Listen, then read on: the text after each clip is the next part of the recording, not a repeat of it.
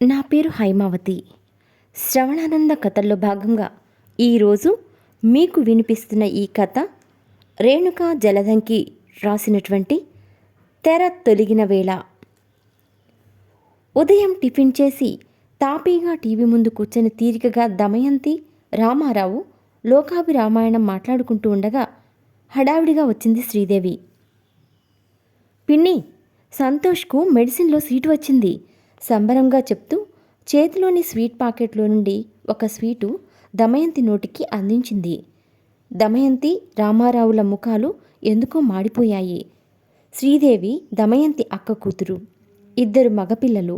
చిన్నవాడు బీటెక్ చదువుతున్నాడు. పెద్దవాడు మాత్రం ఎంబీబీఎస్లో సీటు కోసం 3 ఏళ్లుగా లాంగ్ టర్మ్ కోచింగ్ తీసుకుంటున్నాడు. బీ ఫార్మసీ కానీ మరేదైనా చదవమంటే వాడు ఒప్పుకోలేదని చెప్తూ ఉండేది శ్రీదేవి. మంచి విషయమే, కానీ వీడికి ఎంబీబీఎస్ తర్వాత ఎంఎస్ అయ్యేలోపు 30 ఏళ్ళు దాటిపోతాయేమో శ్రీదేవి, వెంటనే అంది దమయంతి. శ్రీదేవి ముఖం కొద్దిగా పాలిపోయింది. అయితే అయిందిలే పిన్ని, డాక్టర్ చదవాలన్న వాడి కోరిక నెరవేరుతున్నందుకు సంతోషంగా ఉంది మా అందరికీ అంది. అదే కాదు, ఇంకొక సమస్య కూడా ఉంది. పెద్దవాడు సెటిల్ అయ్యే వరకు చిన్నపిల్లవాడికి పెళ్లి చేయకూడదు. దానితో చిన్నాడి పెళ్లి కూడా ఆలస్యమవుతుంది అందుకుంటూ అన్నాడు రామారావు. దమయంతి భర్త వైపు సమర్థిస్తున్నట్లుగా చూసింది. అలా కానివ్వంలే బాబాయ్, ముందు చదువులు కానివ్వండి, తర్వాత పెళ్లి మాట శ్రీదేవి తేలికగా అన్నట్లు అన్నదే కానీ ఆమె ముఖంలో ముందు ఉన్న సంతోషం తగ్గి కాస్త టెన్షన్ కనిపించింది. అది గమనించిన దమయంతికి ఊరట కలిగింది. సరే వస్తాను పిన్ని, ఇంకా వాళ్ళు ఏం మాట్లాడతారో అన్నట్లు గబగబా బయటికి నడిచింది శ్రీదేవి. సీటు రాగానే డాక్టర్ అయిపోయినట్లు సంబరపడిపోతుంది. మీరు అలా అనేసరికి ముఖం మార్చుకుని చూశారా? స్వీట్ పాకెట్లోంచి స్వీట్ తీసి భర్తకు అందించింది దమయంతి. దిగితేనే కదా లోతు తెలిసేది. మన వాడిని డాక్టర్ చేయలేక కాదుగా మనం డిగ్రీ చేయించింది అన్నాడు రామారావు. కాకపోతే అరవింద్కు డాక్టర్ చదివేంత తెలివితేటలు లేవని ఇద్దరికీ తెలిసిన విషయమే. ఎంసెట్లో క్వాలిఫై కాకపోవడంతో డిగ్రీ చదివించారు. డొనేషన్ కట్టి బీటెక్ చేయించాలి అనుకున్నా అరవింద్ వినకపోవడంతో డిగ్రీ చదివించారు. ఇప్పుడు మధ్యప్రదేశ్లో తెలిసిన కాంట్రాక్టర్ దగ్గర జీతానికి పనిచేస్తూ ఉన్నాడు.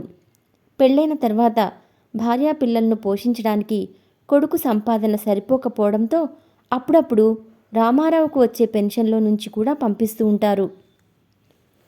అత్తయ్య, అమ్మాయి పెళ్ళి, మీరు 2 రోజుల ముందు రావాలి. మాకున్న పెద్ద దిక్కు మీరే, పెళ్లి కార్డు ఇస్తూ ఆహ్వానించింది సరిత. సరిత స్వయాన దమయంతికి అన్నయ్య కూతురు. తన కూతురు పెళ్లికి పిలవడానికి భర్తతో కలిసి వచ్చింది.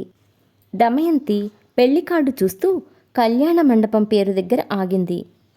అబ్బాయి వాళ్ళు కట్నం పెద్ద పట్టించుకోలేదత్తయ్య, పెళ్లి మాత్రం గ్రాండ్గా చేయాలన్నారు. అందుకే మేము ఖర్చు దగ్గర వెనుకాడటం లేదు సంబరంగా చెప్పింది సరిత. ఇంతకీ పెళ్లి కొడుకు ఏం చేస్తున్నాడు? హైదరాబాద్లో సాఫ్ట్వేర్ ఇంజనీర్గా చేస్తున్నాడు అత్తయ్య చెప్పింది సరిత. ఏం సాఫ్ట్వేర్లే బాబు, భూమి పడిపోతే వీళ్ళ ఉద్యోగాలు కూడా బోల్తా పడతాయట. ఎవరైనా గవర్నమెంట్ ఉద్యోగస్తుని చూసిస్తే బాగుండేది కదా.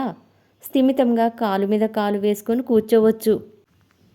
పెద్దమ్మ, మా పెద్దల్లుడు గవర్నమెంట్ ఆఫీసరే. అప్పుడు నువ్వు ఆ ఎదుగు పొదుగు లేని జీతాలతో ఏం బతుకుతారు? సాఫ్ట్వేర్ ఇంజనీర్కు ఇవ్వకూడదు అన్నావు, మరచిపోయావా?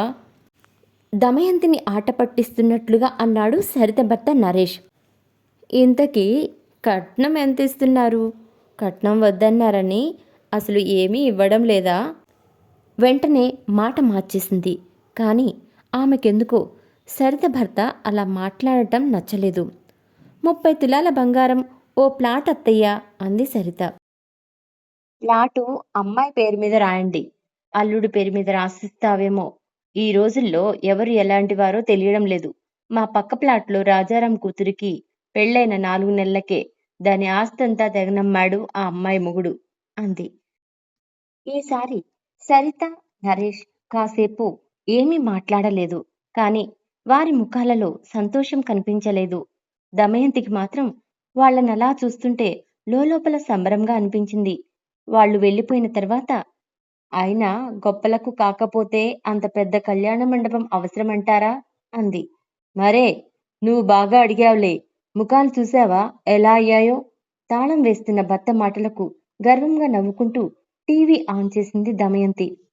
Breaking news! పెద్దాపురం వద్ద అదుపు తప్పి వంతెనను ఢీకొని నదిలో బోల్తాపడిన బస్సు. టీవీలో పెద్ద స్వరంతో చెప్తున్నాడు ఆ యాంకరు. ఇద్దరు ఆసక్తిగా చూస్తూ సోఫాలో కూర్చున్నారు.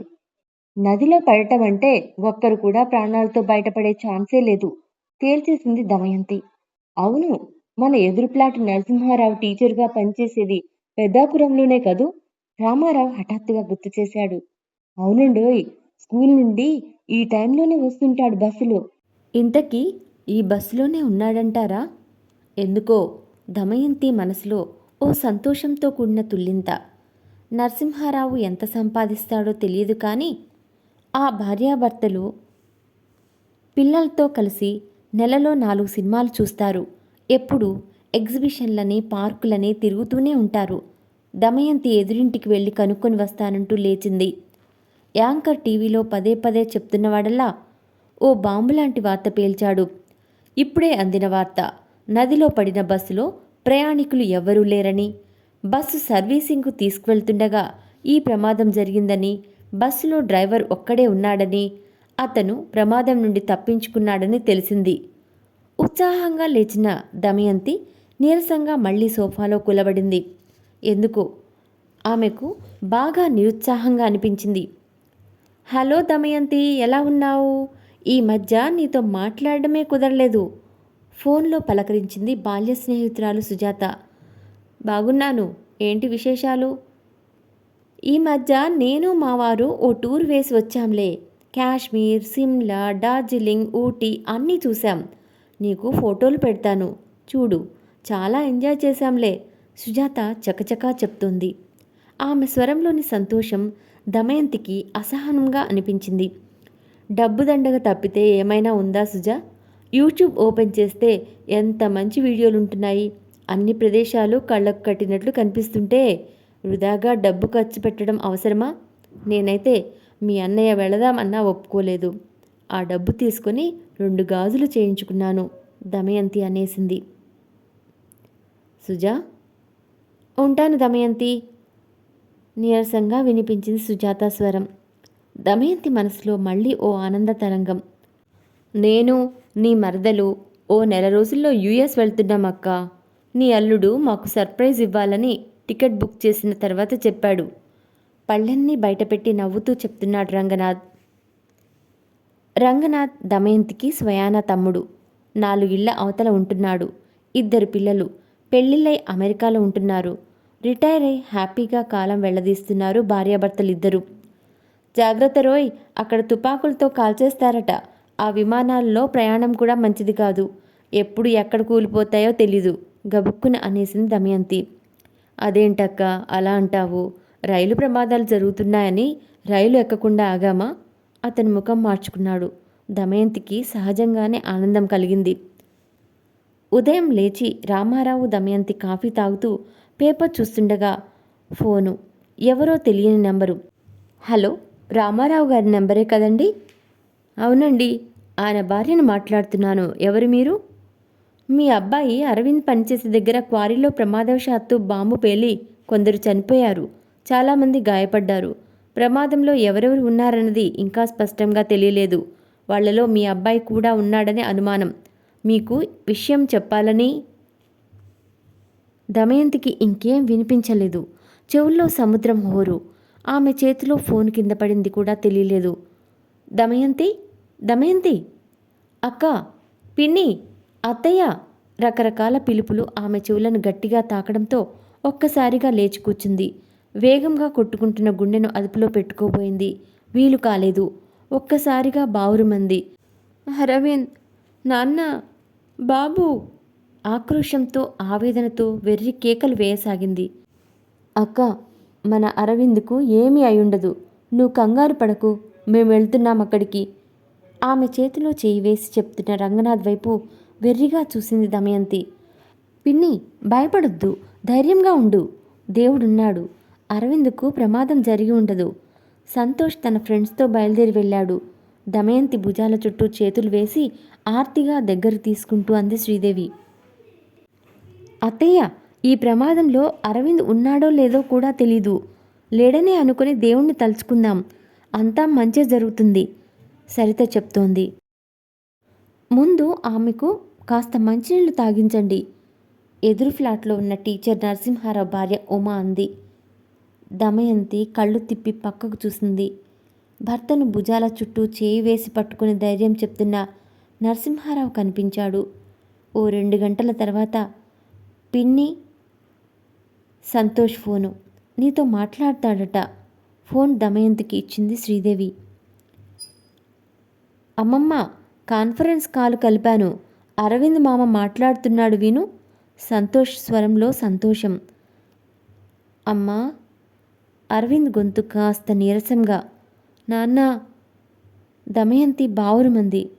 ఎలా ఉన్నావురా? నీకేం కాలేదుగా? కాస్త తమాయించుకుని అడిగింది.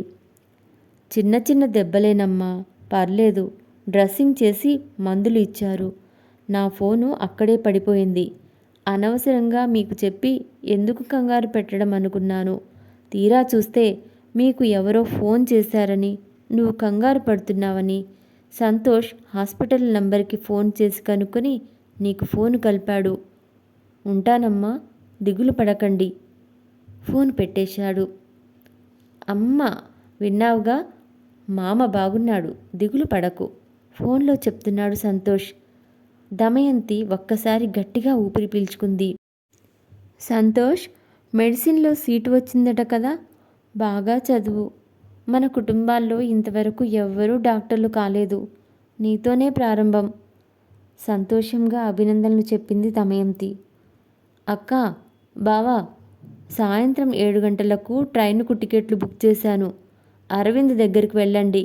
వాడిని చూస్తే కాస్త మీ ఇద్దరికీ మనసు స్థిమితంగా ఉంటుంది. రంగనాథ్ చెప్తుంటే ఎందుకో భార్యాభర్తలు ఇద్దరికీ కళ్ళల్లో నీళ్లు తిరిగాయి. మీరు అమెరికా వెళ్లేలోపు వచ్చేస్తానులే. పిల్లలకు పచ్చళ్ళు పొడులు చేసిస్తాను. ఇక్కడి తిండికి మొహం వాచిపోయి ఉంటారు. తమ్ముడి వంక ఆప్యాయంగా చూస్తూ అంది దమయంతి. మీరు భోజనం ఏమీ చేసుకోవద్దాంటీ, నేను పంపిస్తాను. మీరు ప్రయాణానికి అవసరమైనవి సిద్ధం చేసుకోండి అంది నరసింహారావు భార్య. దమయంతి మూగగా తల ఊపింది. ఆ క్షణం ఆమెకు చిన్నప్పుడు సాయంత్రం దీపారాధన చేస్తూ అమ్మ వల్లించే పద్యం జ్ఞాపకం వచ్చింది.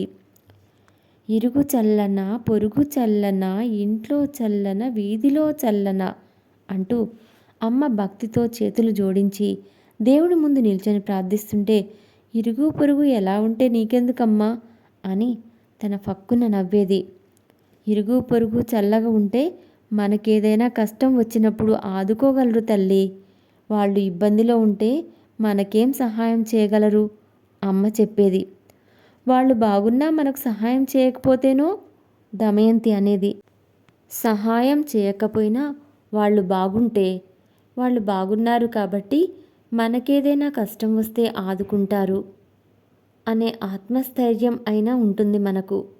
వాళ్ళు ఉన్నారన్న ఆత్మవిశ్వాసం మనల్ని ముందుకు నడిపిస్తుంది.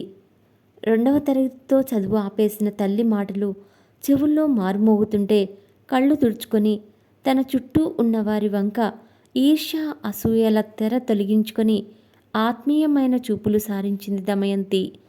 తన కష్టం వీళ్ళందరికీ సంతోషం కలిగించడం లేదు. పైగా తన బాధను పంచుకుంటున్నారు. ఇక నుండి తను కూడా ఇంతే. అసూయ తెర తొలగిన వేళ ఆమె మనసు ప్రశాంతంగా ఉంది. ఇరుగు చల్లన, పొరుగు చల్లన, ఇంట్లో చల్లన, వీధిలో చల్లన అమ్మ చెప్పిన పద్యం పదే పదే నెమరు వేసుకుంటుంటే పశ్చాత్తాపం ఆమె కన్నుల నుండి అశ్రువుల రూపంలో వర్షించింది. కథ సమాప్తం. శ్రోతలారా, కథ విన్నారు కదూ. కథ నచ్చితే లైక్ కొట్టండి, షేర్ చేయండి. మొత్తం మీద నా ఛానల్ను సబ్స్క్రైబ్ చేసుకోండి. ధన్యవాదములు.